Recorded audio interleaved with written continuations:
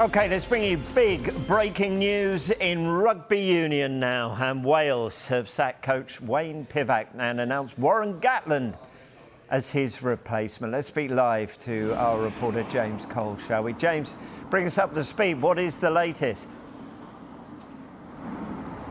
Hi Rob, we've had confirmation from the WRU in the last few moments. Confirmation of a rumour that has been circulating in Wales for 10 days now, before Wales took on Australia, that Warren Gatland is to return as Wales head coach. Wayne Pivac has left his position. The press release has just dropped from the WRU. They say he will return to Wales before Christmas, replacing Pivac. The WRU CEO, Steve Phillips, has confirmed he'll take charge of Wales for the 2023 Guinness Six Nations and the Rugby World Cup in France, with the ability to go through to the next World Cup cycle, including Australia 2027. That's an interesting detail, that potentially, if Gatland goes well, he could keep coaching Wales until 2027. There's some quotes from Phillips. He says this is one of the toughest calls to make in sport, but the review process has reached its conclusion and we've acted quickly and efficiently in the very best interests of our national game. Unfortunately, we are in a results business, and we have agreed with Wayne that the current trajectory for Wales is not where we want it to be, and we thank him sincerely for his time, enthusiasm, diligence and effort, which is unquestioned, as head coach over the last 3 years. This is a huge story for Welsh Rugby. Remember, Gatland coached Wales for 12 years. He took over in 2008. He led them to a Grand Slam in his first season. Another Grand Slam came in 2012, and they won the Six Nations in 2019 before reaching the World Cup semi-finals, where they lost to South Africa. Under Gatland, Wales continually overachieved with the player resources that they have.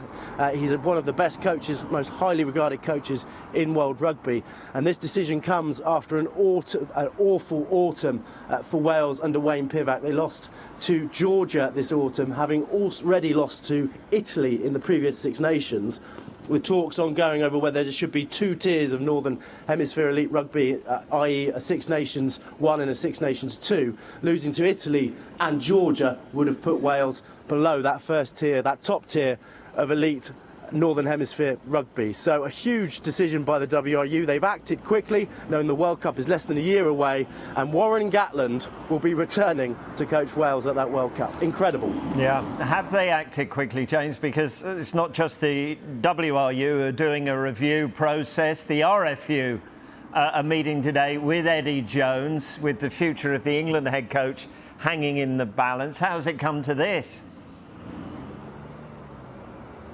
Yeah, there's been talk in recent days of the WRU and the RFU fighting over Warren Gatland. I'm not sure it's gone that far. I was told before the Australia game that Warren Gatland had already been sounded out by the WRU, so I think things have been moving for quite a few days before the end of the autumn campaign. As far as Eddie Jones's future is concerned, it does hang in the balance. There is a meeting here today, a meeting of the RFU review panel. Now, that is a panel that was set up in 2019 to review England's performances after every autumn series and every Six Nations. It consists of board members, former coaches, former players, and they will speak to Eddie Jones. Eddie Jones will present to them his findings.